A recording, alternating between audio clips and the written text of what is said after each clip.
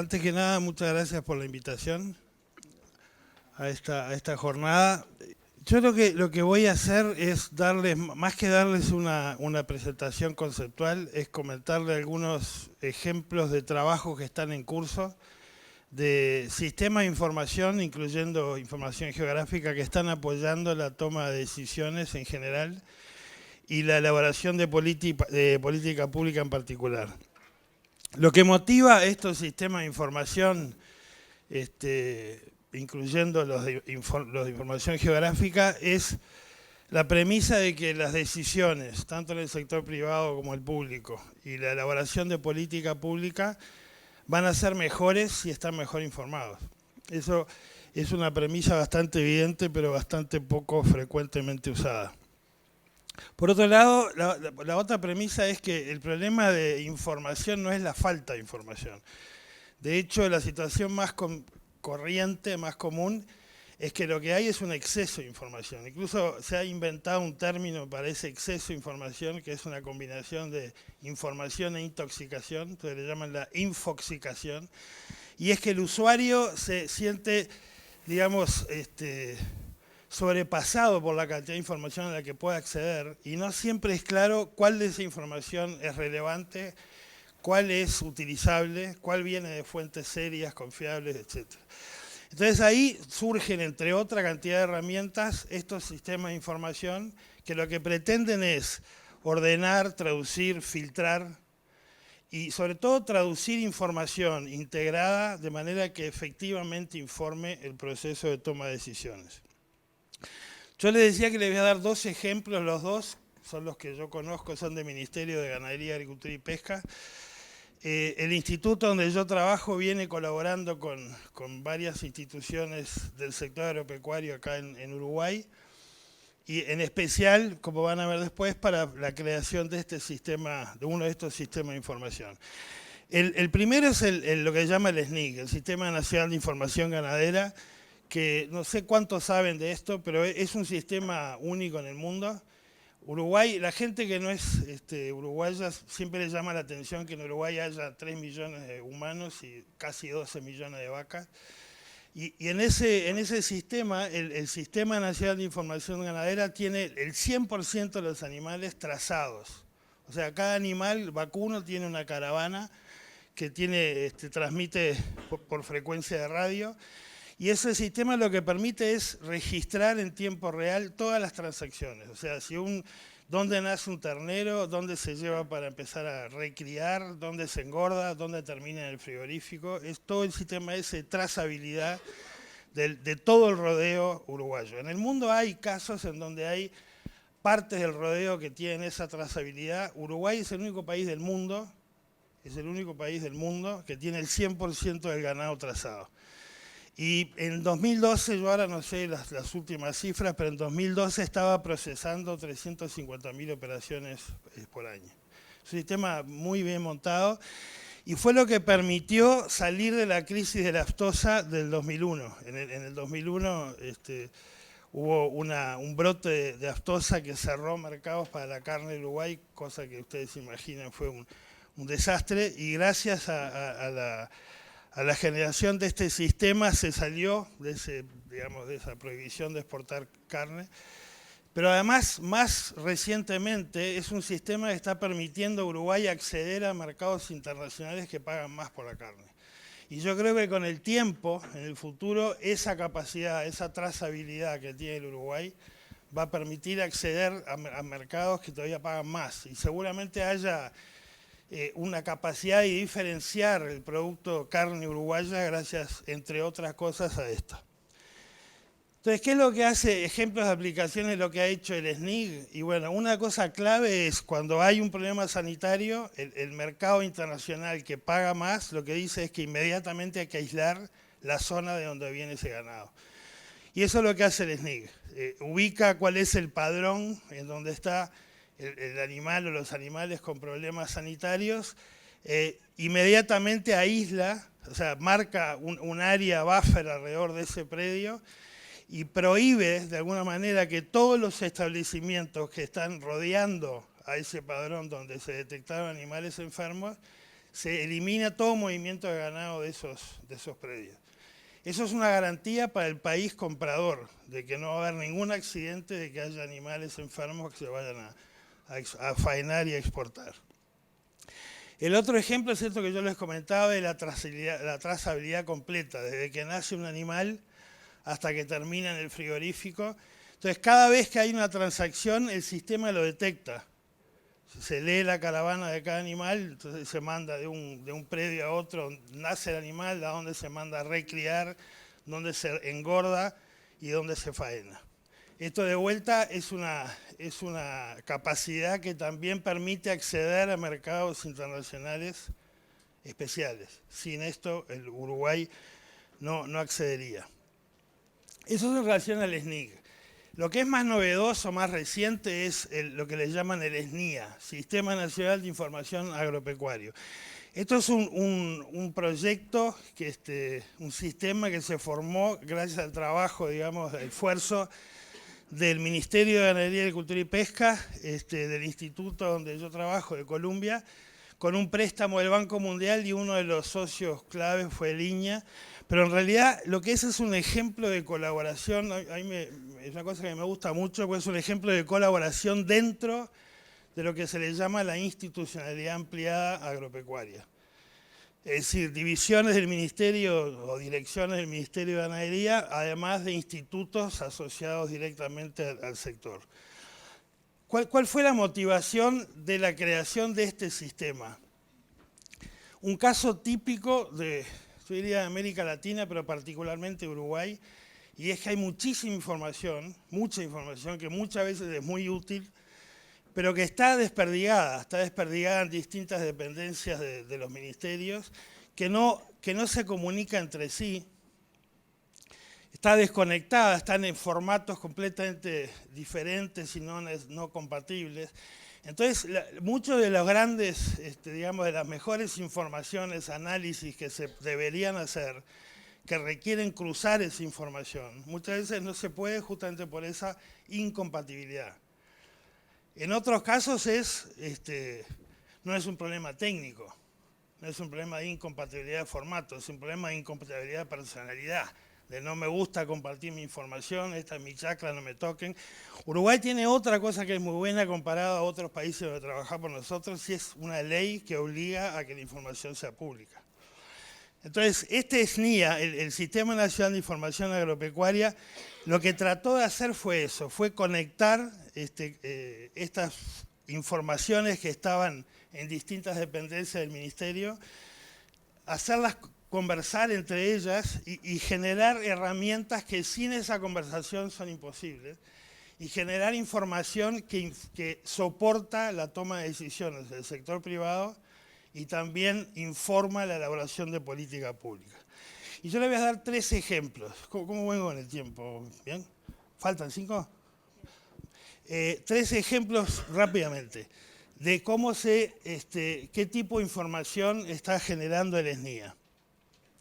Un desafío: Uruguay exporta una cantidad de miel. Y exporta miel a mercados en donde la cantidad de pesticidas que se permite en la miel es mucho más baja incluso que lo que ellos mismos aceptan en su agua. Son más exigentes para la miel que comen que para el agua que toman. La razón se la dejo a que ustedes la interpreten. Pero es la realidad, y este es un desafío que enfrenta la gente que exporta miel. Entonces, ese era un desafío. ¿Qué tipo de información precisa atacar ese desafío? La primera cosa es saber dónde están los apiarios. Entonces, el SNIA tiene una capa que muestra en dónde están todos los apiarios del Uruguay. Cada color quiere decir cantidades de colmena que hay en cada apiario. Y si uno hace un zoom, vamos a hacer un zoom, por ejemplo, en Colonia, un sistema de alerta temprano debería decir en dónde espero yo que vayan a haber aplicaciones de pesticidas. ¿Y dónde espero que pase eso? Donde van a haber cultivos. ¿Y dónde van a haber cultivos? Aparece otra capa de la Dirección General de Recursos Naturales, o que antes era la RENARE, que son los planes de uso del suelo. Los planes de uso del suelo en sí mismos es otra política pública que es un ejemplo para el resto del mundo. Son planes de uso que lo que hacen es tratar de minimizar los problemas de erosión y de acuerdo a las rotaciones que se están planteando. Entonces, eso en sí mismo es una política pública espectacular, pero además genera una base de datos que también es muy valiosa. Por ejemplo, una base de datos que se puede cruzar, en este caso, con dónde están los apiarios. Y entonces, por ejemplo, tomemos un ejemplo que seguramente no se vea del fondo, pero acá hay un puntito que dice que ahí hay apiarios y además hay un polígono que dice que hay un plan de uso de suelos. Si uno entra a averiguar qué es lo que hay ahí, lo que dice es que en este polígono, en la primavera esta que empieza ahora, va a haber soja, después va a haber un cereal de invierno, etc. Y que hay un apiario que tiene 16 colmenas. Entonces, esta es la información que se necesita para crear un sistema de alerta temprano. Si alguien va a aplicar un pesticida en esa chacra, va a acceder a esta información de que en ese lugar o a un rango determinado hay apiarios y por lo tanto hay que tener precaución. Un segundo ejemplo es una cosa que ha sido muy sensible en la opinión pública del Uruguay, que es la contaminación, peligro de contaminación en cursos de agua con pesticidas. Y este tipo de sistema de información lo que hace es delimitar cuáles son las áreas peligrosas, áreas de centros poblados, áreas donde hay, por ejemplo, proyectos de MEVIR, escuelas rurales. Y lo mismo se puede detectar, o se puede marcar distancias a cursos de agua, que pueden ser, en este caso, son ejemplos de, creo que son 300 y 700 metros, como zonas, digamos, de exclusión de aplicación de pesticidas. Y el tercer ejemplo que les quería mostrar, me queda poco tiempo, 2 minutos, es la sequía del 2015. En el 2015, capaz que ustedes se acuerdan, pero hubo un problema de sequía bastante importante. El SNIA, este Sistema Nacional de Información, trabajando con el INE, el INUMET y con nuestro instituto, brindaba periódicamente información al Ministerio de Agricultura, de Ganadería, Agricultura y Pesca sobre el estado del agua en el suelo. Esto es importante porque no es clima, es clima traducido. Es mucho más útil para alguien que está tomando decisiones del sector agropecuario la información sobre cuánta agua disponible para las plantas hay, que la información sobre lluvia o temperatura. Entonces se traduce la información climática, información agronómica, y se hace un balance de agua en el suelo, que es un balance que es casi como un balde. Hay un balde donde la entrada es la lluvia y el riego, y las salidas son el escurrimiento, la evapotranspiración, etc. Entonces, el balance de agua en el suelo se hace por tipo de suelo. Hay baldes que son más profundos, hay suelos profundos, hay suelos superficiales. Pero las decisiones que toma un ministerio no son por tipo de suelo, son por unidades administrativas, por ejemplo, por secciones policiales. Entonces, lo que hizo nuestro equipo fue tomar estos balances de agua por tipo de suelo y convertirlos, transformarlos en balances de agua por sección policial, y se brindó este tipo de información. Cada 10 días el estado del agua en las distintas secciones policiales, en marzo, en febrero, marzo y en abril. Y cuando llegó fin de abril, el 5 de mayo, en base a esta información se declaró una emergencia oficial por parte del Ministerio. Y eso dispara instrumentos financieros que podemos discutir después en la sección de preguntas. El último comentario que quiero hacer es que en todo el mundo, cuando hay una situación de crisis como una sequía, las decisiones que se toman generalmente se toman de una manera bajo mucha presión, generalmente es muy poco eficiente, se manotea fondos por donde se puede, y no necesariamente la gente que recibe ayuda primero es la gente que más lo necesita, sino que es la gente que de repente golpea más fuerte la puerta del ministerio. Este tipo de información lo que hace el sistema, lo que hace es objetivizar eso. Entonces, los comentarios finales. Partamos de esa premisa. Las políticas públicas van a ser más robustas, incluyendo más defendibles, si están mejor informadas.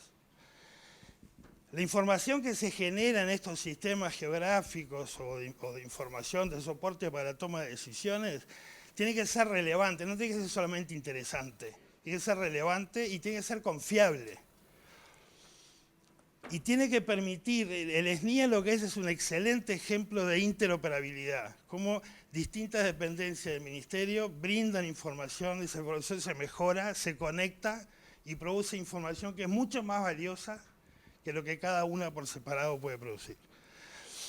Tiene que ser entendible De nada sirve tener una información que nadie entiende, y es lo bastante común, y tiene que ser accionable, es decir, es una información que genera una acción, que gatilla una acción, no es solamente, qué interesante lo que está pasando, no, en base a esta información genera una acción. Y yo tengo la suerte de trabajar por todos lados, y yo les digo honestamente que el SNIA es un motivo de orgullo. Yo no conozco esfuerzos similares en ningún otro país del mundo, incluyendo Estados Unidos y Europa. Y es un sistema, yo creo que del cual tenemos que estar tremendamente orgullosos, y además que tiene, como dice ahí, todavía mucho potencial para mejorar. Bueno, muchas gracias realmente a todos quienes forman parte del panel. Realmente es una sensación de mucho agradecimiento. Cuando hace unas semanas pensamos, bueno, a ver, ¿qué experiencias podemos identificar para mostrar de las que no son tradicionales, digamos, de uso de información geográfica? Hay muchas instituciones como Catastro y el Ministerio de Transporte y Obras Públicas, el Ministerio de Vivienda, que usan información geográfica, que forman parte del corazón de la IDE, pero ¿qué otras experiencias podemos encontrar para identificar la ampliación que en los últimos años ha tenido el uso de la información geográfica?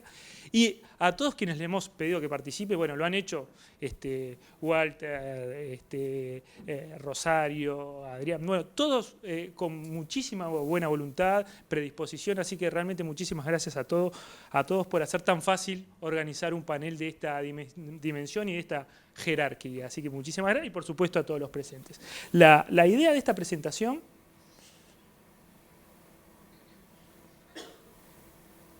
es centrarse en dos aspectos solamente. Comentar un poco de qué se trata la infraestructura de datos espaciales de Uruguay, una breve descripción y el contexto en el que estamos ahora.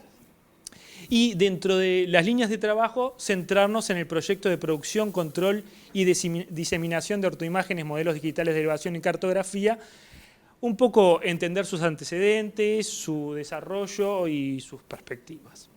Respecto a la primera dimensión, ¿qué es la IDE? Bueno, la IDE formalmente es un órgano desconcentrado de Presidencia de la República, que tiene autonomía técnica y es lo que en términos generales podemos llamar, pretende promover una sociedad espacialmente capacitada, fortaleciendo la producción, uso y acceso de la información geográfica, poniendo a la disposición de los ciudadanos, las instituciones y las empresas para, en términos generales, promover el desarrollo sostenible.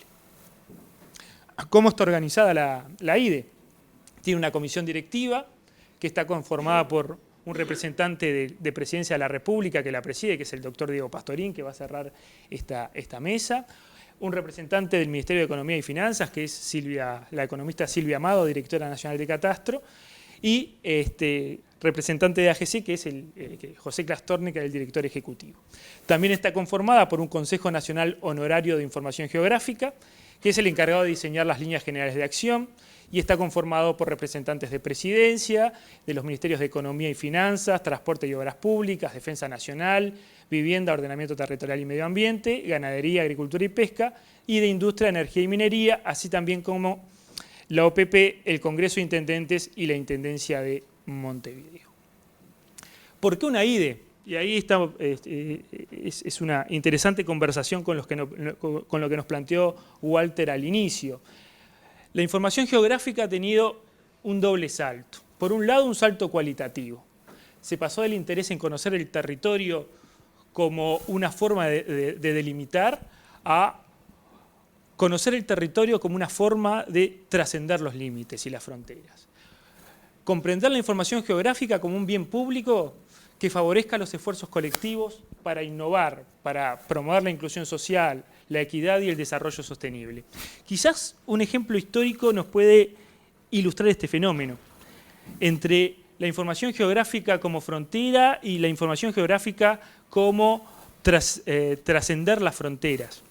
Y nos remite a cuando Artigas, como Blandengue, apoyó la exploración de Félix de Azara, que venía el nombre de la corona española para revisar los límites del Tratado de Tordesillas, conocer la frontera delimitada por el Tratado de Tordesillas, y una misión que tenía como objetivo encontrar fronteras, promovió un pensamiento social, político y económico, que fue el pensamiento artiguista, que tiene una profunda connotación territorial. Si uno lee el libro de Barrán y Nahún, Las bases económicas de la revolución artiguista, entiende que el pensamiento de Artigas era un pensamiento con una concepción sumamente fina de lo que es el territorio y lo que es la geografía, ¿no? Entonces creo que ese salto cualitativo que ahora se enfatiza es un énfasis, un pendular que ha seguido toda nuestra historia, pero que ahora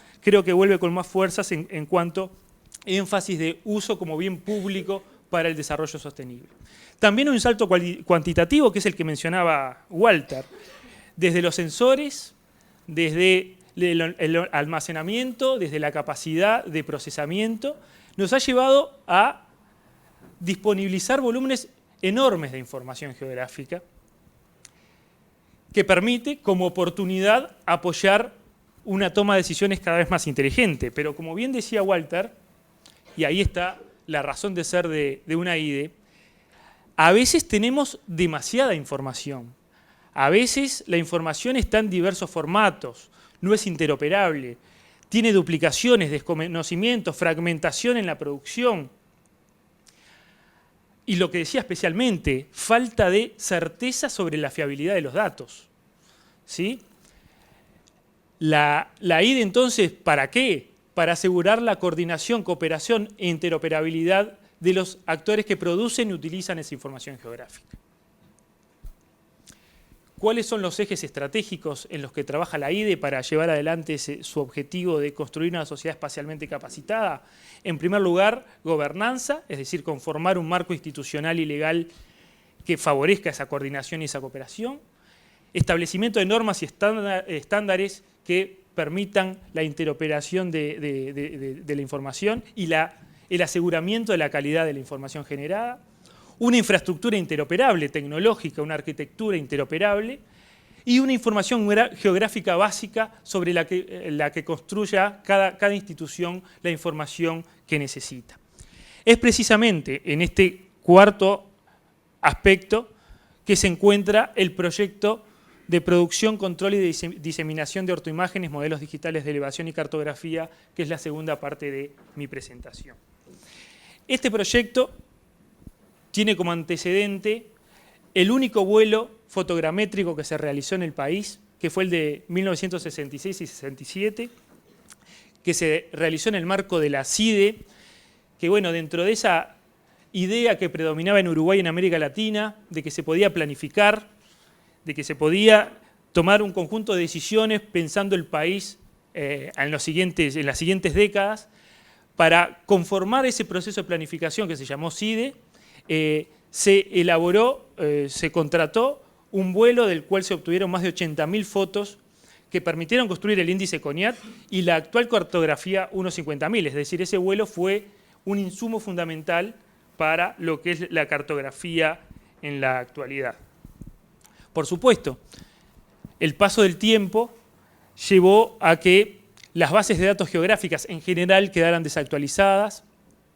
Los esfuerzos eran fragmentarios. Diferentes instituciones llevan adelante iniciativas para actualizar la información geográfica, pero cada uno lo hace sin articular sus esfuerzos.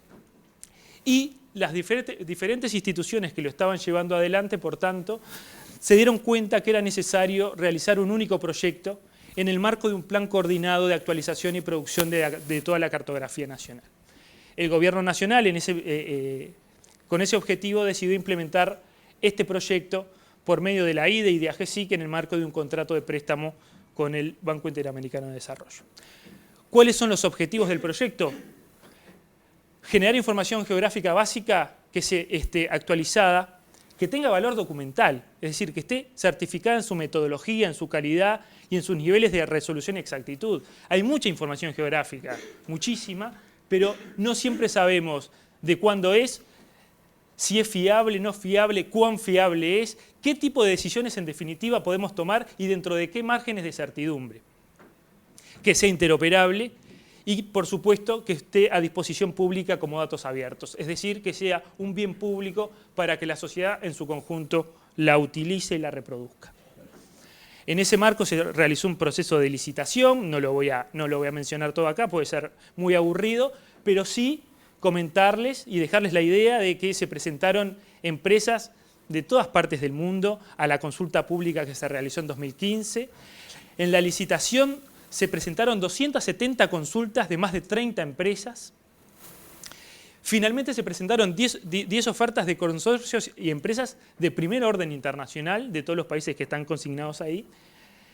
Y que, bueno, luego de esa evaluación ganó un consorcio conformado por la empresa Topocar, que es brasilera, y AT, que es uruguaya, y que la ejecución del proyecto comenzó en agosto del año pasado, del 2016, y que terminará en junio del año próximo, con todos los productos que citaré a continuación. Ese es el avión que desarrolla el vuelo fotogramétrico.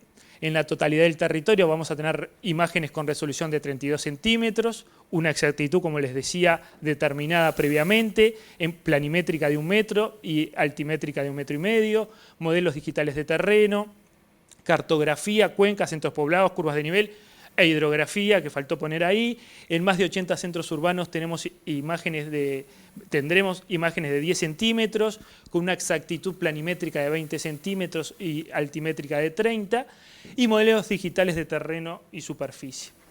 En definitiva, y ya para adelantarles algunos productos preliminares que se están obteniendo, esta fue la primera imagen de cobertura nacional. A la derecha está la primera foto que se sacó desde el avión, a la izquierda está un detalle de esa foto. Esta es la primera foto a nivel urbano, que se vuela aproximadamente 2.000, 3.000 metros, a nivel nacional se vuela a 8.000. A la derecha tenemos la primera foto, a la izquierda un detalle de esa foto, eso es el puente de Santa Lucía. Para dimensionar un poco el cambio en calidad y cantidad que estamos teniendo con este proyecto, esta es una imagen de la cartografía actual 1.50.000. ¿Sí? Si nosotros la cartografía actual no se ve bien en esta foto, la hidrografía actual la ponemos sobre una foto ya sacada en el marco de nuestro proyecto, podemos ver que hay problemas de inconsistencias y de exactitud importantes respecto a la hidrografía real y la dibujada. Nosotros, en el desarrollo de este proyecto, estamos construyendo esta hidrografía, ¿sí? Con niveles de exactitud y de resolución como los que se ven en esta imagen. No sé si se ve bien, yo acá con la luz no veo con claridad. Además, también se hace un modelo hidrológicamente consistente. Esto permite estudiar la subida y la bajada del agua en todo el territorio nacional. Es decir, se puede tirar una gota en cualquier lugar del territorio y saber dónde se va exactamente a escurrir. Esta es una muestra de la imagen anterior con las curvas de nivel. Y esto es lo mismo, hidrografía, una imagen y las curvas de nivel que se están dibujando. Estos ya son productos concretos obtenidos en la ejecución del proyecto que estamos llevando adelante. Este es un detalle de lo anterior para que se vea cómo el nivel de detalle al que se tiene que alcanzar para llevar adelante este proyecto. La producción y la certificación de la calidad requiere un control de calidad de los productos especialmente importante. Estamos hablando de altos niveles de resolución y exactitud que requieren metodologías de control muy rigurosas. Un control cruzado, interno de la producción y externo de control, inmediato, porque es un proceso de largo plazo que tiene que requerir un intercambio entre el control y la producción, y exhaustivo, ¿sí? De todas las dimensiones establecidas en el pliego. Por ello se elaboró un proyecto de control que está implementado por ITC, que es de Antel y que están aquí presentes, con el apoyo de asesores internacionales, lo que nos permitirá asegurar la calidad de los productos y generar, como decíamos, capacidades nacionales en el tema. Dentro del proyecto tenemos que generar una geoplataforma. Dijimos que como principio general toda la información va a ser puesta a disposición pública como datos abiertos, estará documentada con metadatos y garantizadas en niveles de exactitud, y tiene que estar, por lo tanto, dispuesta en una geoplataforma que permita su actualización y la interoperabilidad con otras bases geográficas. La idea es que el Estado uruguayo en su conjunto, la sociedad uruguaya en su conjunto, use esa información geográfica básica y esa geoplataforma para construir, para producir y para utilizar información geográfica. Como último, punto de esta presentación, la sostenibilidad del proyecto, ¿sí? Estamos hablando de un proyecto de grandes dimensiones que requiere ser sostenido en el tiempo. ¿Cómo la IDE está pensando la sostenibilidad del proyecto en el tiempo? En primer lugar, generando las capacidades nacionales para la producción y control de la información geográfica. ¿Cómo hicimos eso? Bueno, en primer lugar, contratando a ITC, que es una empresa nacional, para que nos asegure que las capacidades que se generan queden instaladas en el país. Registrar las buenas prácticas y las lecciones aprendidas. Hay aprendizajes importantísimos que queremos registrar en publicaciones. Capacitación por parte de la empresa productora y de los asesores externos. Siempre aprovechamos reuniones de trabajo, que las reuniones de trabajo terminen o empiecen con talleres abiertos para que todos entiendan de qué se trata e inicien un proceso de capacitación. Y acuerdos de cooperación técnica internacional para adquisición de conocimientos. Tenemos acuerdos de cooperación con México, con Perú, con España, tenemos asesores colombianos. Realmente la idea es aprovechar al máximo las experiencias de otros países para nosotros poder absorber y generar las capacidades para la sostenibilidad del proyecto. Como segundo punto es el establecimiento de estándares y normas que faciliten la interoperabilidad y disponibilidad de la nueva información geográfica. Por ejemplo, ¿estamos haciendo una geoplataforma? Bueno, también hay que hacer una guía de geoplataformas para que todas las instituciones las elaboren con de la misma manera y que pueda ser interoperable esa información, para que todos aseguremos en la producción de otras instituciones, de todas las instituciones que conforman la IDE y la sociedad en su conjunto, estándares y normas que nos permitan el trabajo coordinado. Por último, no hay mejor manera de que el proyecto se consolide y se sostenga y genere nueva información que usándolo, ¿sí? Por lo tanto, la tercera línea de trabajo, que en realidad está empezando, es una línea de trabajo que es casi que inacabable, es el de la promoción de la usabilidad por parte de múltiples actores públicos y privados. En ese sentido estamos, como les decía, iniciando un proceso en el que queremos llegar a la gente, a los múltiples usuarios, sabiendo que en realidad no hay un único uso y probablemente los usos que le den aún no lo sabemos. Es decir, por eso hablamos tanto de innovación. La idea es generar insumos para la innovación. Será la sociedad, será el Estado que lo utilice para políticas públicas, para desarrollo de políticas empresariales, lo que fuera, pero lo importante es dejar como bien público una información básica de alta calidad, que es el objetivo principal de este proyecto. Por acá me quedo, Rosario. Muchísimas gracias a todos. Bueno, muchas gracias. Buenas tardes a todas y todos. Primero tengo que decir que estoy cubriendo a una colega, que es la comisaria Ana Sosa, que es la jefa de la unidad de análisis criminal, que hoy tiene la Policía Nacional. Ella se encuentra en el exterior haciendo otra presentación. Y por ser parte de un equipo de trabajo que viene trabajando hace casi ya 8 años. Soy un testigo, pero también uno más que ha trabajado en este proceso de reforma que tiene la Policía Nacional, trabajando con herramientas innovadoras y tomando cosas que dijeron los que estuvieron antes que yo, de tener datos, pero dar soluciones con ellos, de que esté el acceso de todos y que se pueda comprender.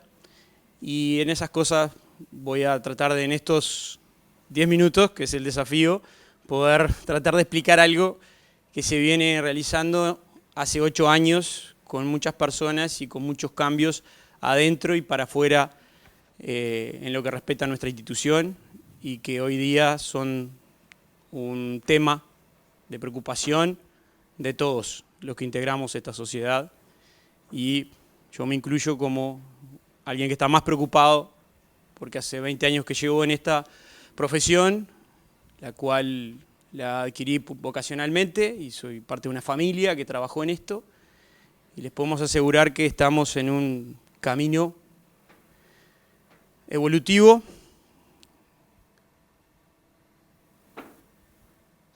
Dentro de esta nueva policía hay un camino evolutivo de trabajo desde lo perceptivo a lo científico para construir más y mejor seguridad. Y me voy a parar en un par de palabras que están en esa, por decirlo así, definición genérica de lo que está haciendo esta nueva policía, que es real y que a veces no hay la oportunidad de poderlo explicar, por eso agradezco esta oportunidad para todos los que están acá y los que nos puedan estar viendo. Evolución, camino, construcción, más, mejor, seguridad. Estamos cambiando muchas cosas y para eso tenemos que capacitarnos y adquirir nuevas tecnologías principalmente que nos han ayudado muchísimo. Y la georreferenciación o la información geográfica ha sido vital para nosotros, que estaba ahí y que sigue estando. Pero la policía muchas veces tenía una forma de desplegar sus recursos de una forma perceptiva, de lo que perceptivamente se pensaba dónde estaba el problema de cada uno de nosotros, y en sí no había una metodología científica que midiera el delito de alguna manera o la problemática, tomara la demanda de la sociedad, pero ejecutara planes, soluciones que sean medibles, auditables y que los resultados también den certezas de que son así. Y yo escuchaba por ahí en una presentación de la confiabilidad del dato, de la información. Y eso está en nuestro proceso de reforma. Nuestro proceso de reforma principalmente ha querido cambiar un paradigma. El policía de lo reactivo, personalmente fui formado para detener criminales y no para impedir que se cometan crímenes. Y ahí está el gran desafío. Es decir, si nosotros como seguridad, como institución que debe brindar un servicio de seguridad, no tratamos de utilizar todos los medios humanos, tecnológicos, la inteligencia, la sistematización de todo eso, para adelantarnos a lo que ocurre, vamos detrás del daño y el daño ya está producido. Y igual voy a explicar que se nos facilita con todas esas herramientas. Para hacer ese cambio de paradigma, insisto, de lo reactivo a lo preventivo, hubo que incorporar nuevas tecnologías, reformular planes de capacitación, nuevos conocimientos, sistematizar la información. Desarrollamos un sistema de gestión de seguridad pública que lo que hace es tener un único sistema en todo el país. Somos el único país de toda América que podemos decir que cada evento de seguridad, delito, que se comete en cualquier punto del país, se ingresa a una base de datos donde nos da información de que se cometió un delito, dónde se cometió, a qué hora se cometió, quiénes son los criminales que lo cometieron, quiénes son las víctimas, modalidades, patrones. Y eso es muy importante para nosotros. Porque cuando hablamos de conducta criminal, primero tengo que decir que conducta. Son seres humanos, personas que tienen una conducta, una rutina dedicada a algo ilícito, transgresor, pero no dejan de ser humanos. Y eso nos ha facilitado a nosotros el trabajo. Pero hago un paréntesis, todo esto que les estoy diciendo anteriormente no lo tomábamos en cuenta. Lo que hacíamos era tratar de atrapar a aquellos criminales, delincuentes que ya habían cometido un delito. Y eso muchas veces era el mejor policía, era el que más atrapaba, no el que más prevenía. El que más atrapaba delincuentes en su cuadra, no el que trataba de prevenir delitos en su cuadra, y por ende en su cuadra no hay delitos. Ese parece que no era un policía que estuviera trabajando. Pero ese es el más importante. El que trabaja para impedir que se cometan delitos. Lo que hace es disuadir, prevenir y a volver más compleja la actividad criminal por donde nos posicionamos. Y vuelvo a lo de la conducta criminal. Hay patrones que indican que hay lugares, horas, en los cuales son más adecuados para que los criminales cometan sus delitos ahí. Y les doy una imagen, es como en la selva el león que quiere ir sobre su presa, que es una cebra, una gacela, un ñus. ¿Dónde lo espera? ¿Lo recorre toda la selva? No, lo espera comúnmente a la sombra cerca de una aguada donde va a ir todas sus presas y va a elegir a la más débil.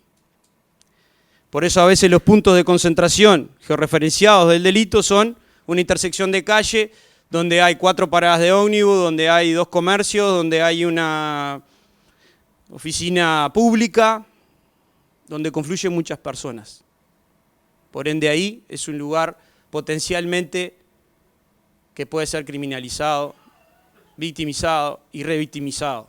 Y eso es anticiparnos a eso, no ir detrás, sino posicionar recursos en esos lugares. La georreferenciación del delito como un dato, insisto, ha sido fundamental, porque además hemos incorporado tecnología, software de análisis que han permitido al análisis, a nuestros analistas, y vuelvo a lo que dijeron los que estuvieron antes que yo, es decir, la información por sí sola no produce soluciones. Las soluciones las tienen que producir analistas. Producimos analistas, capacitamos analistas en el exterior, policías, que también comprenden la ejecutividad, volver ejecutivo el dato, volver ejecutiva la información para generar políticas públicas de seguridad, de prevención criminal.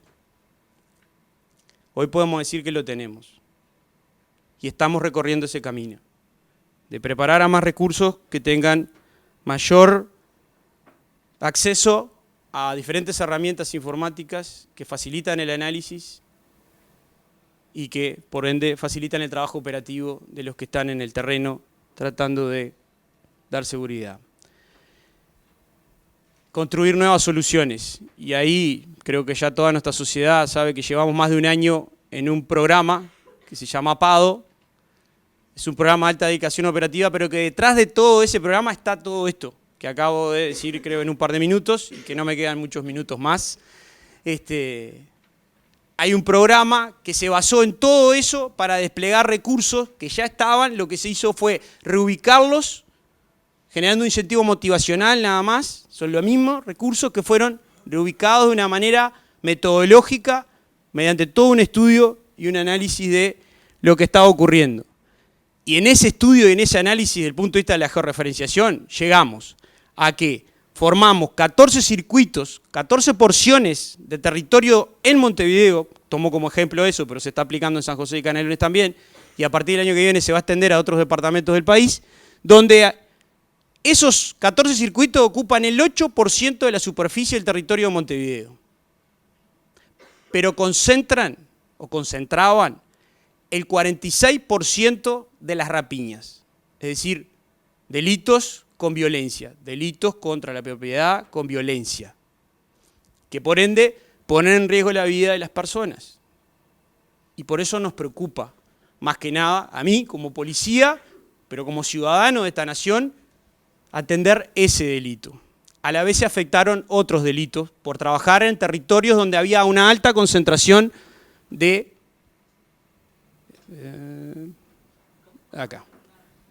de delitos. Esos puntos que ustedes ven son delitos.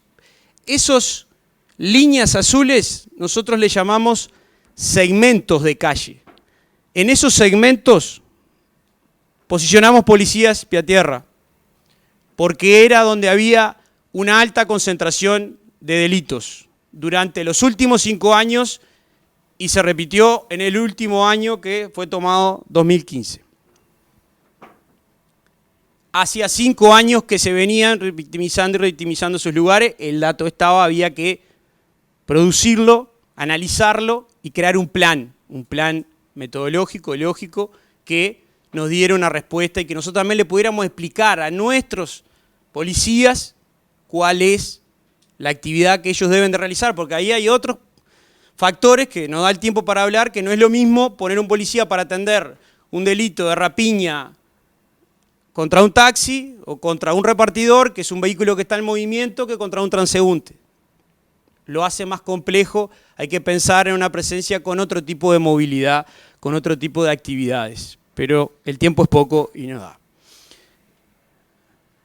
Y voy a seguir. Pero nosotros tenemos otra ventaja, además de toda la incorporación de tecnología que nos permitió medir el delito, analizarlo, generar planes que pudiéramos medir a ver qué resultado nos está dando. Pero a la vez nosotros hicimos una adquisición de una tecnología de comunicaciones que es conocida como TETRA, que nos permite, además de comunicarnos, tener georreferenciado y geolocalizado cada uno de nuestros policías. Entonces, ¿qué pudimos comprobar? ¿O qué podemos comprobar? Y le podemos dar certeza a todos ustedes los que están acá.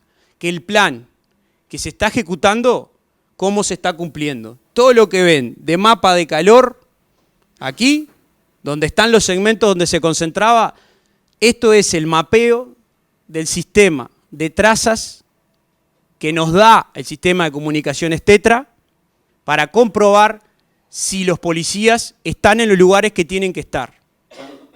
Y sí, el 98% de las trazas, de los impulsos de GPS que dan las radios, están en los lugares donde deben estar. ¿Y eso qué ha traído? Si aplicamos una metodología, ya no somos perceptivos, ya no decimos, no, el lugar donde más hay problemas es, no sé, frente a un supermercado. No, es en base a un estudio, no hay percepción, no hay intuición. Pero principalmente hacemos democrática la seguridad, porque muchas veces se manipulaban los recursos. Por eso es tan importante georreferenciar el delito y la respuesta o la solución. Porque nos permite eso que está ahí, que es control en tiempo real, monitoreo del cumplimiento y producción de ajustes también. Pero lo más importante es la tecnología que hemos adquirido y los resultados que hemos logrado, que al día de hoy, en el 2016, comparado con 2015, que ya tuvo una baja casi el 4%, llevamos un 10.6% de baja del delito de rapiña, pero también ha bajado el homicidio, las lesiones graves, las amenazas, los copamientos. 10.6%. No parece mucho, pero son más de 1000 rapiñas menos. Son más de 1000 ocasiones en la cual impedimos que personas fueran despojadas de sus bienes y además ponerle en riesgo su vida. Les podemos asegurar que estamos en una política pública de seguridad seria, desde lo institucional, como policía lo digo, con una jerarquía en la cual me toca gestionar recursos para construir más y mejor seguridad, como ya lo dije. Y lo que podemos dar certeza es que nuestra policía o nuestra nueva policía va a seguir en este camino. Muchas gracias.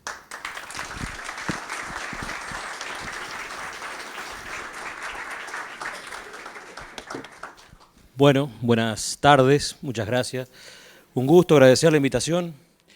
Voy a robar 15 segundos, que me da la oportunidad de ser el que cierra la mesa, que es una responsabilidad importante, para decir que realmente por mi trabajo me toca compartir y mucho con distintas instituciones, distintos actores, en particular con el Ministerio de Interior, y ver esta presentación con esta solidez, con este avance que se nota cuando trabajamos en el territorio, con las distintas áreas del Ministerio del Interior. Para mí es un orgullo y bueno, de nuestra parte, de mi parte, felicitaciones, porque realmente, lo hablábamos con un compañero recién, la presentación demuestra un gran trabajo y que creo que tiene que ser un orgullo para nuestro país.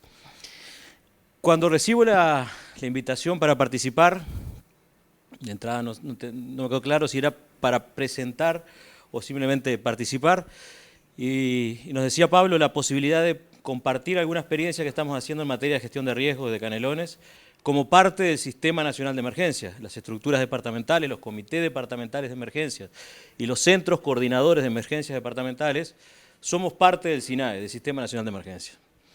Ahí teníamos dos posibilidades, o presentar un trabajo que venimos realizando con los municipios, con las comisiones de vecinos de construcción de mapas de riesgo comunitarios, que para nosotros son muy importantes, donde identificamos amenazas, la vulnerabilidad asociada a la amenaza en cada zona del territorio, y que ahí de esa forma construimos mapas de riesgo que son la base para la actuación de las distintas instituciones que conformamos el Comité Departamental de Emergencia y el SECOED, o presentar algo que es bastante más nuevo, que es un sistema que está focalizado en una de las etapas de la gestión de riesgo, que es la respuesta a la emergencia. Me pareció más importante presentar esto último, será porque también estamos muy contentos y entusiasmados con esta propuesta, así que vamos a presentar el SIREC, que es el Sistema Integrado de Respuesta a la Emergencia de Canelones. Previamente, 2 o 3 cositas de contexto para entender dónde se enmarca el SIREC. Ahí tienen el área metropolitana, el sur del país, con el departamento de Canelones, me imagino que es bueno, el puntito rojo no sé cuál es, el departamento de Canelones en verde. Nosotros aprobamos a fines del año pasado, el rojo es muchas gracias, a fines del año pasado el Plan Departamental de Gestión Integral de Riesgo, que analiza el departamento de Canelones, que analiza lo que ha sido las distintas emergencias que ha tenido el departamento en las últimas décadas. Luego define cuáles son los planes, los protocolos, etcétera. Bueno, esto fue para nosotros un paso muy importante. En un departamento, y usé solamente 2 imágenes que todos conocemos, que tiene una complejidad importante, que no es el más grande del país, no es el departamento más extenso, pero sí seguramente de los más diversos, si no el más diverso. Ahí tienen gran parte de las rutas, prácticamente todas las rutas del país pasan por el territorio de Canelones, lo mismo con la vía férrea, por lo tanto tenemos un transporte de sustancias y de personas muy importante permanentemente, más allá de que a veces cuando llegamos al aeropuerto de Carrasco escuchamos una voz que nos dice bienvenidos a Montevideo, en realidad es bienvenidos a Canelones, por lo tanto en Canelones también tenemos que desarrollar un trabajo vinculado a la presencia del aeropuerto. Ahí tienen otra mirada, tenemos 30 municipios, casi el doble de localidades, una importante red de cursos de agua, más chicos, más grandes, una zona costera con una complejidad asociada a cómo se fue urbanizando durante décadas, con poca planificación, muy plana. Tenemos un área metropolitana, ahora sí, un área metropolitana con una gran concentración de personas y de actividades. Bueno, todo esto es Canelones. Por lo tanto, gestionar Canelones significa, gestionar el riesgo en Canelones significa abordar toda esta diversidad de cosas. Por eso lo primero es, acá en este esquemita, que para mí es muy gráfico, Pablo lo ha visto muchísimas veces, acá tienen el SECOED, que es un ámbito de trabajo permanente, asesor del Comité Departamental de Emergencias. En el SECOED lo que hemos armado son equipos de trabajo, uno vinculado al aeropuerto con el COE, el Centro de Operaciones de Emergencia del Aeropuerto, uno especializado en temas de tránsito, como policía caminera, con tránsito de la Intendencia, otro vinculado al tema de inundaciones, lo mismo con el tema de incendios. Ha bajado bastante, si repasamos las noticias simplemente verán que hemos bajado bastante el impacto de los incendios, particularmente en la zona costera, que es una zona compleja, son zonas de interfase, conviven zonas muy forestadas con vivienda, forestada con especies complicadas aparte, pinos, eucaliptus, acacias, etc. Tenemos una zona productiva rural muy importante en el departamento, recién lo veíamos, y que también los productores que viven en esa zona rural se ven afectados periódicamente por eventos de falta de lluvia. Ya el término sequía, que acá está presente, tiene a veces otras connotaciones, pero sí es cierto que cuando llueve por debajo de lo normal hay vecinos que no tienen agua para consumo. Tenemos instalaciones y transporte de sustancias peligrosas, tenemos la presencia cada vez más fuerte de algunos vectores, en particular de la Aedes, que todos conocemos y el trabajo que hay que realizar. Tenemos un equipo de trabajo en particular con el MIDES, el área social, salud pública, en todo el departamento analizando los sectores más vulnerables de la población. Se han identificado zonas de riesgo, los mapas de riesgo, la población vulnerable, se han hecho planes de trabajo en materia de prevención, de respuesta, etcétera, etcétera.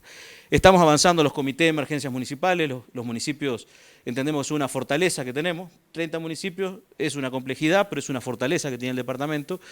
Por lo tanto, el desafío de que haya un comité de emergencia local o municipal es muy importante y a través de esos comités de emergencias facilitar la participación de los vecinos. Esto también amigo Pablo lo conoce muy bien, es simplemente para repasar y ya me voy metiendo por el tiempo en lo que es la respuesta ante la emergencia, dejando los otros componentes para otro momento. La forma que nos hemos dado en este país para trabajar en estos temas es que cuando hay un evento, quien primero responde es la autoridad competente o la autoridad idónea, cuando se ven que esa es la respuesta primaria. Cuando se ven superadas sus capacidades es cuando empieza a trabajar el ámbito departamental vinculado a la emergencia, que es el Centro Coordinador de Emergencias Departamentales, con muchas veces la conducción del propio Comité Departamental de Emergencias. Y ahí, un paréntesis de 5 segundos, el Comité Departamental de Emergencias es el ámbito donde participa, lo preside el intendente, el jefe de policía, el jefe de bomberos, la autoridad principal del ejército en el territorio, de salud pública, del MIDES. El SECOED es un ámbito más amplio y de trabajo con participación más abierta. Si se ven superadas las capacidades departamentales, lo que se involucra son los recursos de nivel nacional y bueno, si tenemos un estado de desastre ya el Poder Ejecutivo lo declara y son otras respuestas que hay que dar. Cuando tenemos un evento, y esto solamente de contexto, disculpe que vaya tan rápido, pero es el contexto para llegar al sistema. Cuando tenemos un evento que son los más comunes, además en estas épocas que tenemos temporales cada vez más intensos y con mayor frecuencia, nos estamos preparando para uno a partir de esta noche, mañana y durante todo el fin de semana. Lo que tenemos son equipos de trabajo que ya de alguna manera saben lo que tienen que hacer, con una fuerte coordinación entre distintas instituciones. Tenemos un equipo de trabajo que se dedica a resolver todos los problemas de arbolado, con mucho trabajo particularmente en la zona costera, pero en todo el departamento. Ahí participa la Intendencia a través de algunas direcciones, bomberos, el ejército. Tenemos muchas veces asociado a este tema problemas vinculados al tendido eléctrico. Bueno, ahí trabaja alumbrado de la Intendencia, UTE, Antel, a veces los cables, el tendido desde Antel y no de UTE, bueno, bomberos. Después un equipo que se dedica, especializado y solamente que se dedica a evacuar, cuando hay que evacuar, que tiene todos los recursos disponibles para evacuar a las familias damnificadas. Después tenemos equipos que trabajan en la asistencia a los damnificados, el MIDES, Desarrollo Social, Salud Pública, el INDA, el Ejército. Después tenemos equipos de drenaje pluvial, esto es porque tenemos zonas muy planas, fíjense, y creo que ya todos conocemos, cuando tenemos un impacto de lluvias muy fuertes en poco tiempo, los sistemas de drenaje colapsan y tenemos zonas como, por ejemplo, Ciudad de la Costa, Salinas, que más allá que se ha avanzado mucho en las obras de drenaje, suelen tener dificultades. No son las únicas zonas, pero son las más planas y donde también hay mayor cantidad de población. Bueno, el trabajo en rutas cortadas, el seguimiento de las zonas productivas. Estos son los distintos equipos que se movilizan cuando tenemos un evento de afectación masiva en el territorio. ¿Cómo nos preparamos a esto? Que es lo que va a pasar seguramente dentro de unas horas. Poniendo el ejemplo de un evento climático como el que hemos tenido hace una semana y seguramente tengamos. INUMED emite la advertencia, que es muy buena la información que emite INUMED. Realmente INUMED emite un aviso, un análisis de lo que va a pasar en los próximos días y luego, que son muy buenos análisis, y de luego un aviso ya de una advertencia de corto plazo, donde nos indica la probabilidad y las características del fenómeno que vamos a tener. Ese aviso de INUMED llega a la Dirección Nacional del SINAE, luego nos llega a nosotros, y nosotros lo extendemos a una red de distintos actores con distintas responsabilidades. Ahí tenemos al Comité Departamental de Emergencias. Yo suelo decir cuando nos reunimos con vecinos que estos son los jefes, ¿no? El intendente, el jefe de policía, etc. Los equipos de trabajo que acabamos de ver recién. ¿Eso es que voy o que me queda? Wow. Los referentes barriales, que son los que han trabajado en los mapas de riesgo, los alcaldes y referentes de cada municipio, el resto de las instituciones integrantes y el 1828, cuando tenemos una emergencia, el 908 y el 911, perdón, del Ministerio de Interior y Telegestiones de la Intendencia es quienes actúan. Bien, más rápido. Cuando recibimos la información, lo que le decimos al vecino es, si tiene que pide asistencia, llame al 911 o al 1828. Y desde ahí, desde la coordinación del Centro Coordinador de Emergencia, desplegamos la respuesta. ¿Qué era lo que pasaba hasta hace un mes? Por eso es medio nuevo para compartirlo hoy, pero bueno, con gusto accedimos a la invitación y un orgullo que nos invitaran.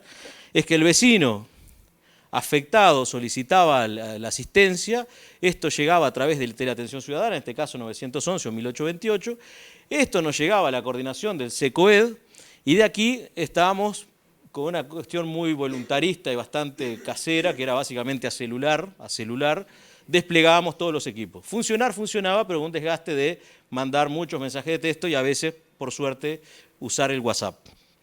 ¿Cuál es el cambio que tenemos ahora? Que parece que es muy chiquito, pero créanos que para nosotros ha sido un salto realmente muy importante. Es que es igual, el vecino pide la asistencia, llega al TAC, que es Teleatención Ciudadana, el 1828, el 911 está coordinado con el 1828, y desde acá se despliegan directamente una serie de datos que vamos a ver en el sistema a esas unidades operativas en el territorio, y esa información también nos llega a nosotros al centro de comando de la emergencia. ¿Qué es lo que hemos implementado? Estos son capturas de pantalla. Pensé en algún momento en hacerlo online, pero me pareció que era un riesgo y era demasiado largo.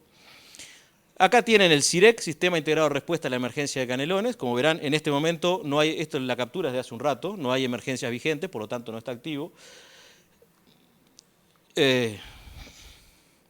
Acá lo que tienen es la cantidad de unidades operativas y las tareas que tienen que hacer, los equipos de vuelta, de arbolado, de asistencia a damnificado, de evacuación. O sea, estas son el tipo de unidades operativas que se despliegan en el territorio.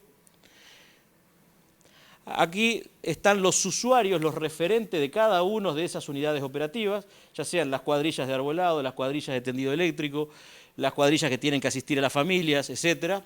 Cada una de ellas está a cargo de un área de trabajo y de una zona del territorio. Y acá están identificadas con sus usuarios, etc. Aquí es cuando se da inicio a la emergencia, seguramente, insisto, lo haremos dentro de un rato, donde se da, acá se da la fecha y la hora de inicio, y luego al finalizar la emergencia, cuando nos acordamos que es el cierre, se da cierre acá, y acá se ingresa las características de la emergencia en curso. Acá tiene una captura de pantalla de lo que sucedió hace 15 días. Cuando el vecino llama y pide asistencia, ya sea por un árbol caído, porque tendido eléctrico caído, porque hay problema de drenaje o por el problema que sea, el operador carga el dato, ahora vamos a ver cómo lo carga, y automáticamente tenemos una base de datos de unas 200.000 personas de Canelones, lo cual es una base de datos muy buena. Cuando alguien llama, ya automáticamente, si está en esa base de 200.000, se cargan los datos de esa persona. Hay una descripción que ya la vamos a ver, y automáticamente esa solicitud pasa a estar expresada en dos formatos. En un mapa, con un icono asociado, y luego una lista, que también la vamos a ver ahora. Aquí al costado ven iconos con distintos dibujitos. Cuando inicia la emergencia seguramente todos van a estar en rojo, quiere decir que son pedidos de asistencia que están llegando y en el lugar exacto del territorio en donde está sucediendo. A medida que hay algún equipo que ya fue, la tomó y empezó a trabajar en el visualizador, ya lo vemos en amarillo, quiere decir que ya hay alguien trabajando. Y luego que se termina de trabajar y que el problema está resuelto, queda en verde, lo que indica que ya el problema fue resuelto. Acá tienen el formato, insisto, tenemos dos formatos, formato mapa, con la foto, y formato lista. Cuando ven el formato lista, acá tienen, cada uno de estos son solicitudes de asistencia, que ahora vamos a ver cómo se ven caso a caso. Acá cuando ven exportar, quiere decir que esto lo podemos bajar a una simple planilla Excel, donde podemos, con los filtros que queramos, podemos sacar por problema de lo que sucedió, por municipio, etc. Acá lo que ven es, en esa captura que hacíamos recién de la pantalla, ven un caso concreto que tomé al azar. Creo que ahí, de acá veo mal, pero este es un caso de un problema compartido, es un árbol que cayó y generó problemas de tendido eléctrico. Cuando entran a ese cuadrito que ustedes ven acá, lo ven desplegado de esta forma. Acá tienen todos los datos, tienen el punto exacto en el mapa, por lo tanto el equipo que tiene que ir tiene el punto exacto en el mapa, y además tiene en aquel sector de allá todos los datos de la persona que acaba de hacer el reclamo, el nombre, el teléfono, etc. Esto realmente nos ha cambiado la vida de la gestión de la emergencia, de una forma bastante casera, de una forma donde tenemos toda la información disponible para tomar las decisiones. Y acá disculpen que vuelva, pero ver esto de esta forma nos permite tomar, a su vez, ver dónde está, que a priori nunca lo sabés, el problema más grave, la zona más afectada por el temporal, y te permite tomar decisiones de decir, bueno, en realidad voy a fortalecer determinada zona, generalmente es la costa, con equipos que tengo en otra zona donde el temporal no ha generado mayores problemas. Ese tipo de decisiones con este visualizador se pueden tomar de una forma mucho más eficiente y más rápida. Aquí es el lugar que utiliza, y ya estoy terminando, el lugar que utiliza la pantalla que utiliza el TAC para ingresar los datos. Ahí seguramente se ingresa una cédula que ya existía, se carga los datos iniciales y luego lo que se agrega es los datos de la emergencia. Y acá voy a la otra parte, muy rápido, que es la tablet. En realidad, cada una de las unidades operativas, gracias al apoyo de la Dirección Nacional del SINAE, de Presidencia, en una fuerte articulación con Antel, cada uno de los equipos que se despliega en el territorio tiene una tablet. Por lo tanto, lo mismo que vemos nosotros en una PC, que acabamos de ver en estas diapositivas anteriores, con un formato parecido, es una aplicación, lo ve cada unidad operativa en el territorio en su tablet. Esa es la pantalla de inicio de la tablet, ahí se ingresa con un usuario y una contraseña. Ven igual la foto, la zona, ahí está sin los puntos, pero ve los puntos. En realidad, el responsable de las cuadrillas de alumbrado de la costa, lo que va a ver son los problemas de alumbrado de la costa, o sea que no se interfiere una con otra. Algunos tienen roles para ver todos, pero si no, cada uno ve su área de trabajo y su territorio. Y por último, también ve la lista y aquí lo que puede hacer es filtrar para ver cuáles son los problemas que ya resolvió, en el caso que tenga muchos, y cuáles son los que le queda pendiente. Esto en realidad lo pusimos a prueba hace 15 días. El sábado pasado tuvimos un pequeño temporal que no fue muy grande por suerte. El anterior que vimos recién la imagen, sí, tuvimos cerca de 200 pedidos de asistencia. Y realmente con cosas para ajustar, como siempre, ha funcionado muy bien. Y esto a su vez nos permite tener la información, sintetizar, sistematizar la información y después hacerla disponible para el registro histórico. ¿Cuáles son los próximos pasos? Que se me terminó el tiempo. Uno que nosotros esperamos con mucha expectativa es, por un lado, una app para los celulares, para que además de pedir asistencia a través de 1828 se pueda pedir asistencia a través de una simple app, que ya existe, la estamos reformulando.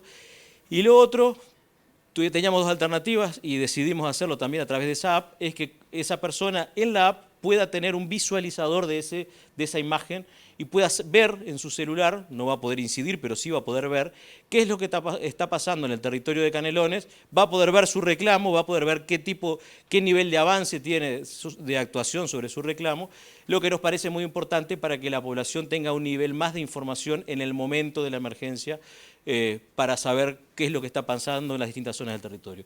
Eso para nosotros es uno de los próximos pasos, además de luego de profundizar el vínculo con otras instituciones. Hoy lo estamos articulando con la Dirección Nacional de Bomberos. Con las demás instituciones nos queda con alguna como UTE, que tiene bases de datos más complejas, que hay que ver cómo articulamos, pero hay una muy buena coordinación interna del Comité de Emergencia. De mi parte, perdón si me extendí, muchas gracias. Buenas tardes para todos. Y muchas gracias por la invitación a participar del taller. Mi nombre es Adrián Cal, soy agrónomo y desde el año 2010 trabajo en INIA. Bueno, la presentación que les voy a hacer es contarles un poco la experiencia de INIA GRAS en cuanto al uso de información geográfica y los productos que nosotros generamos en ese sentido, ¿no? Primero voy a hacer brevemente cuál es la historia de la unidad, cuáles son nuestros objetivos, qué es lo que hacemos y a quién nos dirigimos, ¿no? La unidad se creó como grupo técnico en el año 98, pero recién formalmente se tomó, vamos a decir, el carácter de unidad en el año 2003 y el nombre formal es Unidad de Agroclima y Sistema de Información, conocida por la sigla de GRAS, ¿no? GRAS. Los objetivos, ¿cuáles son cuáles son los objetivos de la unidad? Nosotros trabajamos en todo lo que tiene que ver con el clima, variabilidad climática, cambio climático, enfocado a cómo impacta eso al sector agropecuario, ¿no? Para llevar adelante ese objetivo generamos diferentes sistemas de información que sirvan de apoyo a la toma de decisiones por parte de los productores, el Estado, etcétera, ¿no? Y todo eso que generamos, comunicamos y la información que nosotros generamos es pública y de acceso para todo el mundo. Nosotros no trabajamos aisladamente, sino que colaboramos tanto con institutos y organismos nacionales como internacionales, a nivel nacional, con lo que puede ser INUMED, el Ministerio de Ganadería, el SINAE, a nivel internacional, con INTA y con AE de Argentina, Embrapa de Brasil, el IRI de la Universidad de Columbia, por nombrar algunos, no voy a nombrar todos. Bueno, para llevar adelante esa tarea trabajamos con diferentes herramientas, diferentes de comunicación, ya sea celular, usamos todo lo que tiene que ver con software SIG, Trabajamos también con modelos de cultivos, como puede ser el DISAT, otros modelos como EPIC, otros modelos como de simulación de contenido en el carbono del suelo como el Century. Ahora últimamente empezamos a incursionar en el modelo SWAT. También tenemos desarrollado una app recientemente, trabajamos con muchos temas de imágenes satelitales, ¿no?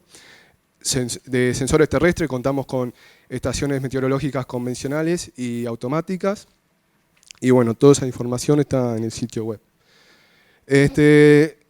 Nosotros dentro del sitio de INIA, si ustedes entran, hay una sección que es hay un icono que los lleva a la sección del GRAS. Y bueno, nuestra página se ve de esta manera. Tenemos en la página principal algunos productos destacados y sobre el menú de la derecha un menú. Sobre la derecha un menú donde pueden ver los diferentes productos que generamos. Ahora a continuación brevemente les voy a nombrar 4 o 5 productos que nosotros generamos, ¿no? Para que tengan una idea de qué va el trabajo que hacemos, ¿no? Primero voy a empezar hablando de un grupo de productos que nosotros denominamos que son para monitoreo ambiental, y dentro de esos productos tenemos lo que es el balance hídrico de suelos a nivel nacional, el monitoreo de la vegetación por el índice NDVI, monitoreo poblacional policial y monitoreo de cultivos agrícolas de invierno y de verano, ¿no? Bueno, en cuanto al balance hídrico nacional, este es un producto que nosotros generamos con información propia de INIA, de nuestras estaciones meteorológicas, y de la red pluviométrica de INUMED, que cuenta con 300 pluviómetros. Y bueno, esto es este balance hídrico lo generamos con un modelo que se llama de Thorne Weimayer, que tiene más de 50 años, pero es un modelo muy, muy bueno y todavía está vigente. Y bueno, como ven, al correr ese modelo, lo que nosotros generamos son unas salidas gráficas en formato de mapa, que son de muy fácil interpretación, y el modelo tiene varias salidas. Una de las salidas más importantes es el porcentaje de agua en el suelo, que nos dice de la capacidad de un suelo de retener agua, cuánta agua tiene en un momento determinado.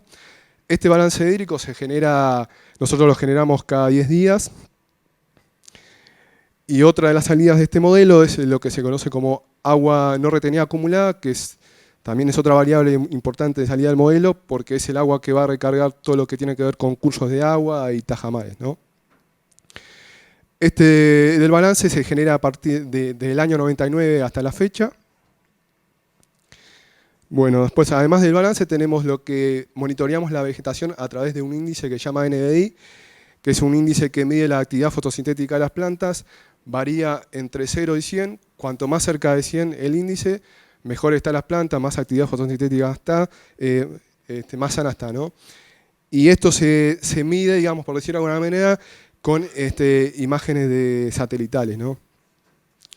Y esto también es un producto que generamos cada 10 días y está desde el año 99, ¿no? Como yo le decía, esto se mide a través de satélites que logran captar la actividad fotosintética de las plantas. Ahí también las salidas son en formato de mapas. Después, hace un par de años, incorporamos lo que es el monitoreo de cultivos, también por sensoramiento remoto, lo hacemos para cultivos de invierno y de verano. Y más o menos el flujo de trabajo para generar esto es esto que ven acá. Nosotros trabajamos con series temporales de este NDVI, lo complementamos con información de campo, esto lo cruzamos a través de un modelo y generamos unos mapas que a nivel de sección policial, con una escala nos dicen el estado de los cultivos, si es bueno, malo, si está muy bueno. Y ahora también, desde el 2015, estamos apoyando al Ministerio de Ganadería en lo que es el desarrollo, la implementación de un seguro de sequía para zonas de ganadería de cría. Esto es un proyecto piloto que se está haciendo para 2 zonas del país, ¿no? Una en el norte, los departamentos de Artigas, Salto, Rivera, Tacuarembó, y en el sur lo que es Rocha, La Valleja y Maldonado. ¿Cómo funciona este modelo? Se va monitoreando a través de imágenes satelitales, lo que es el NDI que yo les mencioné antes, y por seccional policial se va viendo cómo va evolucionando ese valor, y si el valor para la seccional policial de este índice cae por debajo de 2 valores críticos de umbral, es cuando se dispara el seguro.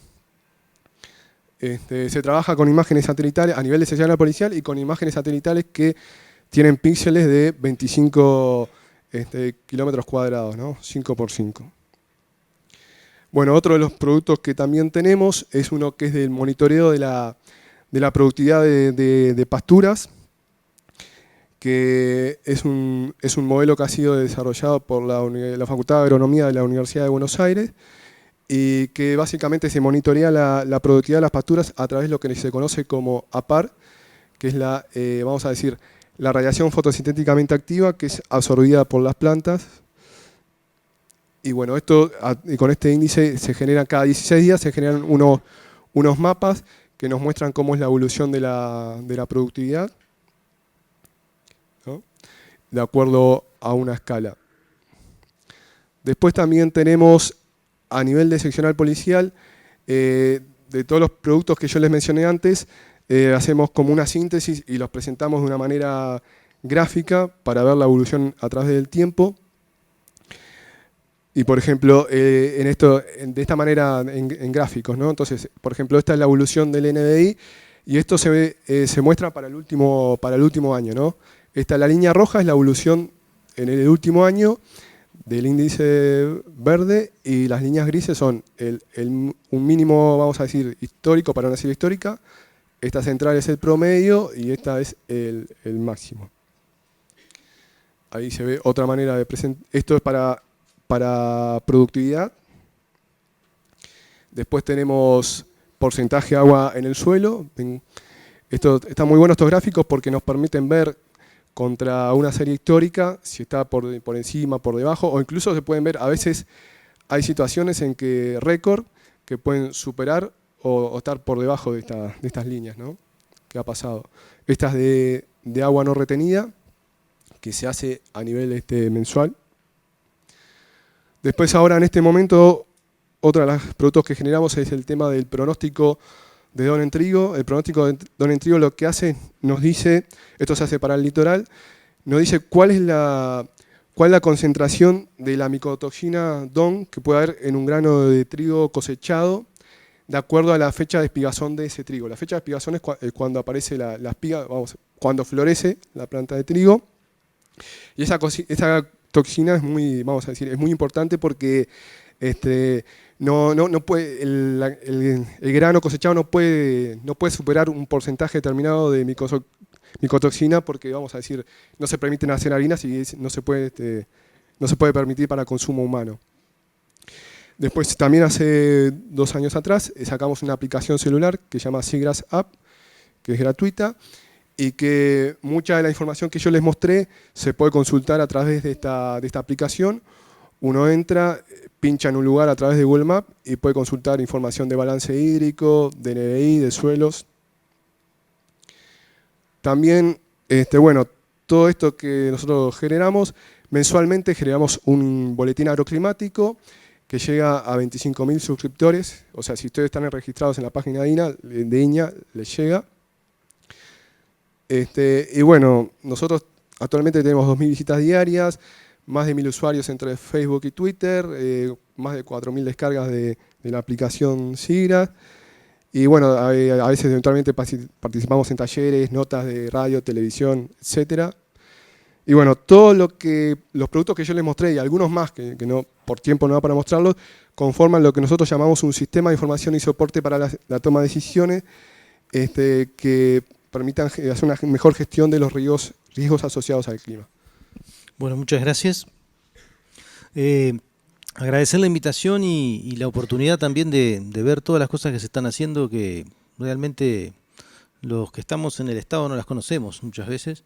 Y realmente creo que hay, mientras muchos de ustedes hablaban, se me ocurrieron un montón de ideas para empezar a conversar, la necesaria interacción y capacidades que están en juego, que pueden realmente mejorar el desempeño de las políticas públicas. Bueno, el MIDES es claro qué es lo que hace. El MIDES es el responsable de la coordinación de las políticas sociales nacionales así como la articulación, seguimiento y supervisión de los planes, programas y proyectos en materia de su competencia. Uruguay, vi que varios de los ponentes señalaron a Uruguay como único en algo, y creo que, para no ser menos, creo que Uruguay es también único en el diseño de políticas sociales. Las políticas sociales son un espacio de debate político permanente, todos ustedes lo saben, ocupan un lugar central en el debate mediático, y por lo tanto los procesos de legitimación de las políticas sobre lo que están asentados debe ser fuerte, y eso se ha logrado por lo menos en la parte sustantiva del asunto, que son los datos, a partir del desarrollo del sistema de información. Uno de los aspectos de los sistemas de información es la dimensión geográfica, pero de hecho todos los que estamos acá sabemos de lo que estamos hablando es de una exponencial producción de datos del último tiempo, que tienen un atributo, algunos de ellos tienen un atributo diferencial que está en su geolocalización. ¿Qué rol juega y ha jugado la geografía en las políticas sociales? Bueno, nosotros hace muchos años tímidamente construimos un primer departamento de geografía que tenía que ver con sistematizar la experiencia que había hecho el Uruguay en la aplicación del plan de emergencia en el 2005, en el cual se había recorrido por primera vez todo el país buscando durante 2 años y medio a la población en situación de extrema pobreza, y el cual en el imperativo del hacer no había sido documentado correctamente, ¿verdad? Y en función de eso y de un montón de acumulado que ya tenían las instituciones del Uruguay, en particular UTE y la Intendencia de Montevideo, nos animamos a empezar a georreferenciar las situaciones que empezábamos a encontrar, ya que habíamos llegado a la conclusión de que la construcción del dato en políticas sociales era algo tan celoso de legitimidad que precisaba ser construido in situ, y que aquella idea inicial de ir a buscar a la gente en extrema pobreza se había tornado también un mecanismo de legitimación de la política, y por lo tanto debía continuar. El MIDES, en función de eso, profesionaliza primero un equipo de campo que recorre todo el país, ¿sí? Visitando los hogares que reclaman una prestación o que son identificados por alguna parte de la intersectorialidad social como eventuales demandantes de prestaciones, y eso lo va poniendo en un mapa a los efectos de poder después tomar insumos sobre eso de política un poco más general. Entendemos que la recolección de datos implica una gestión eficiente y eficaz del trabajo de campo. O sea, eso nos ha llevado a tener un equipo profesional y además a incorporar tecnología en la recolección de información, y hemos pasado de aquella primera instancia donde se iba con un formulario, un papel, ¿verdad?, a relevar un conjunto de datos, a un sistema de información donde con una ceibalita, en el caso del MIDES, pero digo, con un dispositivo electrónico, se ingresa esa información que, con algunos controles prácticamente todos automáticos, luego impacta directamente en las bases de datos tanto del MIDES como del Banco de Previsión Social, y actualiza la condición social de los hogares a los efectos de que sean receptores de las prestaciones o dejen de ser receptores de las prestaciones que les corresponden o que alguna vez accedieron, ¿verdad? Pero además permite la identificación y análisis de territorios, porque una vez que eso se empieza a acumular, ¿verdad?, más allá de que no hay una sincronicidad, en el sentido de que no todas las visitas se hacen juntas, sino que hay un acumulado aluvional de información, pero sobre variables que no se mueven con demasiada velocidad, ¿verdad?, porque los criterios de selección que se utilizan en políticas sociales en Uruguay, a diferencia de buena parte de otros países de América Latina, son en la mayoría de ellos variables estructurales del nivel de vida de las personas, y no el ingreso, que es una cosa que fluctúa mucho más rápido, y a partir de eso se hace un modelo probabilístico, ¿no?, que predice la posibilidad de estar en un cierto umbral de ingresos, y en función de esas características, que son, como repito, bastante estructurales del hogar, se le otorga una o un conjunto de prestaciones, ¿verdad?, y eso además queda ingresado en una base de datos que permite que todas las otras políticas que quieren focalizar con un criterio socioeconómico puedan tener a disposición un ordenamiento de la población que más o menos fue, que estuvo en contacto con el Estado y que fue valorada por este tipo de instrumentos, para poder tomar decisiones en sus políticas, ¿verdad? El MIDE lleva realizadas en esta versión profesional del relevamiento 250.000 visitas a hogares. Uruguay tiene más o menos 1 millón y poco de hogares en este momento, y totalmente focalizadas sobre zonas donde la población tiene carencias socioeconómicas, con lo que tenemos pasado más de una vez por cada lugar, no digo por cada casa, pero en buena medida por muchas sí, ¿no? Relevando información en estos últimos 4 años, ¿verdad? Eso, además, bueno, 190.000 hogares, de ellos además han sido georreferenciados, con lo que podemos decir que la cobertura sobre la población objetivo, ¿no?, para la que se definen las políticas focalizadas del Uruguay está súper valorada, ¿no? Es decir, esto es más o menos el tamaño del padrón de beneficiarios que tienen las políticas, ¿tá? No existe ningún país en Latinoamérica que actualice información por visita diaria, por visita domiciliaria, con este nivel de intensidad, ¿verdad?, y con este nivel de exhaustividad, ¿no? Y eso ha permitido de que ese padrón de beneficiarios sea reutilizado para un conjunto de otro tipo de políticas, ¿no?, que además en interacción con el resto de los sistemas de información, y a mí me parece eso muy importante, ¿no?, el lograr construir un hogar y la referencia sobre una persona permite después cruzar para esa persona que fue identificada para ser o no beneficiario de una transferencia monetaria, otro conjunto de prestaciones que recibe el Estado desde otro montón de sectoriales, ¿no?, por lo cual eso permite una caracterización de la población en estas condiciones que es mucho más detallada que lo que se puede tener a partir de una encuesta continua de hogares, y además es localizada, individualizada y georreferenciada, cosa que no permite hacer el censo, ¿verdad? Entonces, ahí hay una ganancia importante para las políticas públicas en esto que permite construir otro tipo de planes.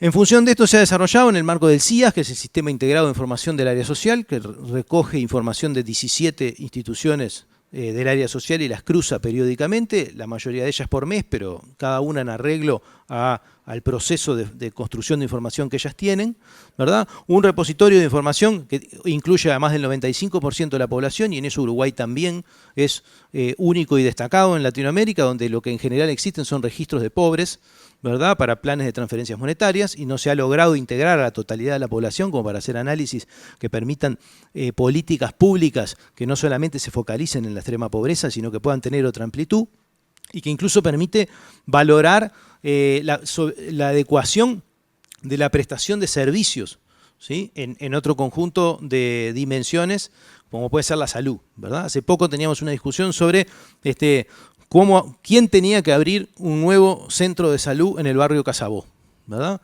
Georreferenciada la información del Ministerio de Salud Pública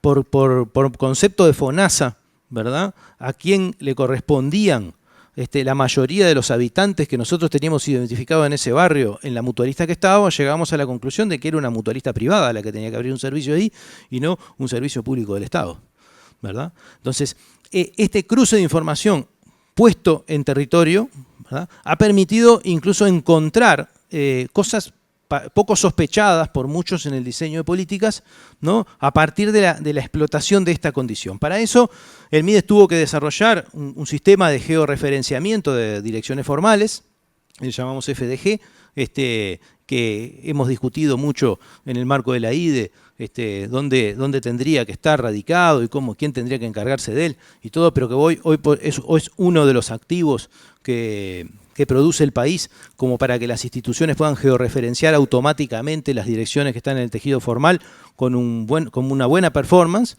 ¿no? Y además tiene otras oficinas, una oficina de búsqueda en particular, que se encarga de tomar bases de datos, y esto es a puro esfuerzo, y en sentido parecido a lo que hacen estas instituciones, de llamar por teléfono y poner puntos en el mapa, ¿verdad?, a esas enormes bases de datos nuestras o ajenas o de alguna otra parte del Estado, que son útiles para terminar de mapear determinados propósitos de política, ¿verdad? Todos esos esfuerzos son muy intensivos en trabajo, tanto el relevamiento en campo, ¿verdad?, como el relevamiento telefónico, ¿verdad?, y van produciendo este acumulado que es un patrimonio del Estado y que viene siendo usado cada vez más para la construcción de políticas públicas. Bueno, algunos de los ejercicios de analítica que se pueden hacer en términos de esto también tienen que ver con, en función de un conjunto de supuestos que se pueden hacer georreferenciando esta información o georreferenciando información censal, poder anticipar la localización de servicios en el territorio de las nuevas generaciones de política. Por ejemplo, ahora con el surgimiento del sistema de cuidados, hubo todo un desarrollo, ¿no?, de un modelo espacial para, a partir de la imputación de atributos en el territorio, desde las bases de datos censales, poder construir un mecanismo óptimo de localización de centros de educación inicial para la población objetivo que se planteaba el sistema, ¿verdad? Eso implica tomar una zona como esta y ver, pero más que nada voy a ir directamente a eso, que es esto que está acá, por ejemplo, ¿no? Es decir, bueno, lo que se hizo en ese mapa fue identificar los distintos colores, ¿sí? Identificar la población objetivo del programa, que podía estar alrededor de un punto determinado, ¿verdad? A los efectos de poder estimar cuál es el déficit en el cupo, ¿verdad?, que pueden tener los distintos servicios que pueden prestar eso, y a partir de un proceso iterado que va consumiendo, por decirlo de alguna manera, a los hogares más cercanos que están cerca de un punto, se producen los bolsones genuinos, por decirlo de alguna, de población que debe ser atendida, donde se requiere instalar un nuevo servicio de cuidado infantil, ¿verdad?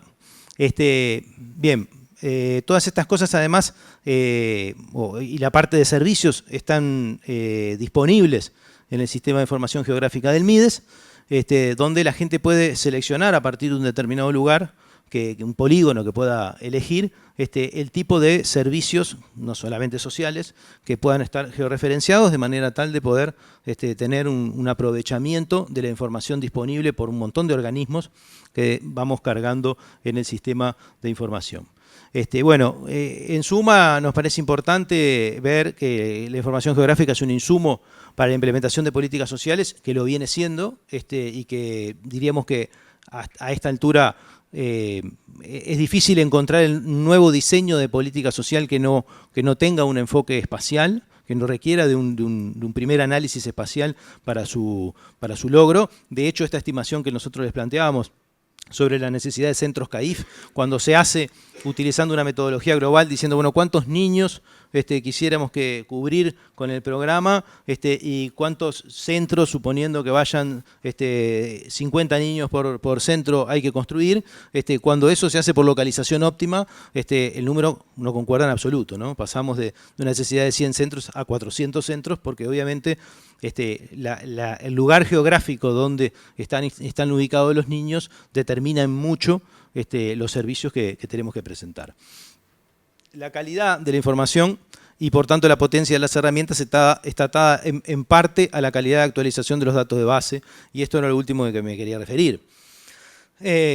La primera reflexión que tenemos nosotros como constructores muy a pedal de nuestras herramientas, y que miramos con mucha alegría que realmente este tipo de iniciativas empiece a tomar un lugar importante dentro del Estado y se empiece a legitimar la utilización de instrumentos y de datos en la construcción de políticas, es que el dato y la calidad del dato, ¿verdad?, pasa a ser una cosa sobre la que tenemos que tener la máxima reflexión, ¿verdad?, porque este tipo de instrumentos convidan, porque son muy seductores visualmente, ¿no?, porque traen un conjunto de novedades en el análisis que antes no estaban planteadas, ¿tá?, al uso de datos georreferenciados. Y sobre eso hay que tener una importante reflexión en la calidad de los mismos, porque en buena medida en las instituciones esto no está presupuestado. Invertir en la adecuada calidad de los datos no siempre es el renglón del presupuesto. Muchas veces los supuestos que se hacen para el uso de los datos no son los deseables para tener la mejor confiabilidad de la información, y el Estado va a tener que invertir, ¿no?, acompañando la incorporación de estas herramientas en las políticas públicas, una revisión en la construcción de los datos necesarios para que lo que digan estas herramientas sea razonable. ¿no? Para que estas herramientas no nos hagan trampas, por decirlo de alguna manera, en el análisis, ¿verdad? Porque sabemos muy bien que la información que está atrás de un formulario que nosotros relevamos, si no tiene la calidad adecuada, además de estar perjudicando a una persona, también es parte de una estadística que una declaración jurada de uso del suelo, si no tiene la calidad que tiene que tener o control de validación, de vuelta nos hace la misma, y así sucesivamente con cada uno de los instrumentos que usamos, ¿verdad? Entonces, la inversión en la construcción de un dato de calidad pasa a ser uno de los requerimientos principales del Estado, ¿verdad? Que tiene que estar debidamente presupuestada adentro de las instituciones con el personal adecuado, con la capacitación, ¿no? Y con todo el soporte que eso precisa. Bueno, muchas gracias.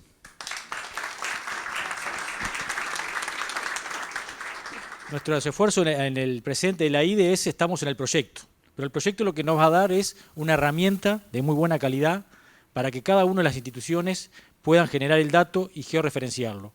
Y eso a su vez sea un elemento fundamental como un insumo a la hora de políticas públicas.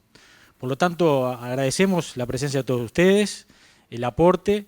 La verdad que nos estamos enterando con las presentaciones de la mucho que se está haciendo. Por lo tanto, creo que estamos por el camino correcto.